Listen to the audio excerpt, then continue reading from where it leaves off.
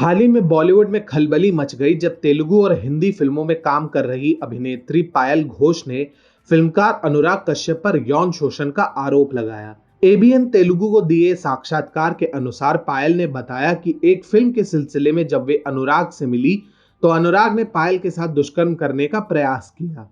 पायल किसी तरह से वहां भागने में सफल रही और उन्होंने इस विषय पर ट्वीट करते हुए पीएम मोदी और राष्ट्रीय महिला आयोग से मदद मांगी।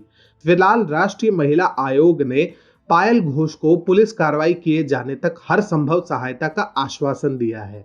अब पायल के आरोप कितने सच है और अनुराग क्या वास्तव में दोषी है, ये तो कार्रवाई और जांच पड़ताल के बाद ही सामने आएगा।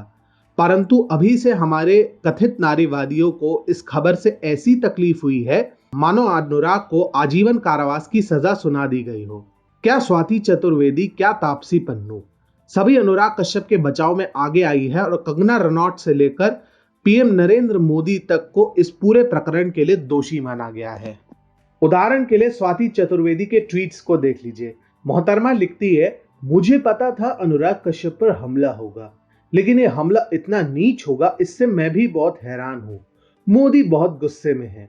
स्वाति चतुर्वेदी की बातों को बढ़ावा देते हुए कांग्रेस नेता पंखुड़ी पाठक ने भी पायल घोष के चरित्र पर सवाल उठाते हुए पीएम मोदी पर अनुराग कश्यप को फंसाने का आरोप लगाया और फिर ट्वीट किया, जबरदस्त इत्तेफाक है कि अनुराग कश्यप भाजपा प्रचारक कंगना रनौत को आईना दिखाते हैं और 2 ही दिन में एक अनजान अभिनेत्री आकर उन पर इल्जाम लगा देती है। यही नहीं, यह अभिनेत्री नरेंद्र मोदी एवं भाजपा नेता परेश रावल की बड़ी फैन भी है। इत्तेफाक ही इत्तेफाक है।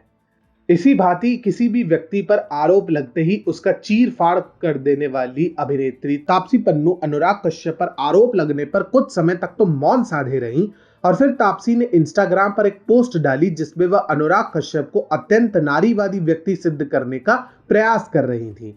पोस्ट के अनुसार, मेरे लिए मेरे मित्र, तुम सबसे बड़े नारीवादी हो। मैं आशा करती हूँ कि फिर से मैं किसी मूवी सेट पर तुमसे मिलूं और फिर तुम्हें महिलाओं को सशक्त बनाते देखूं।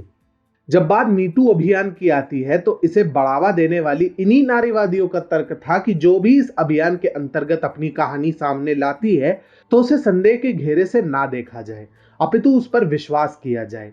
लेकिन ये नियम तभी तक वैध है जब तक इन नारीवादियों के अपने कोई साथी अथवा संबंधी पर आरोप ना लगे।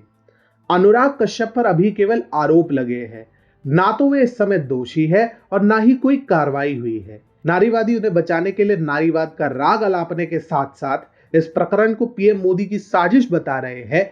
उससे यदि अनुराग वास्तव में निर्दोष होंगे तब भी वे संदेह के घेरे में आ सकते हैं। विडंबना देखिए, जब प्रख्यात अभिनेता नाना पाटेकर पर तनुश्री दत्ता ने यौन शोषण के झूठे और बेबुनियाद आरोप लगाए थे तो यही नारीवादी नारी शक्ति और महिला सशक्तिकरण की दुहाई देते हुए तनुश्री के आरोपों को बिना मुकदमा, बिना किसी कार्रवाई के सत्य सिद्ध करना चाहते थे।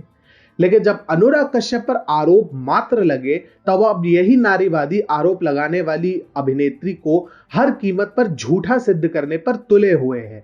वाह रे हिपोक्रेसी वाह।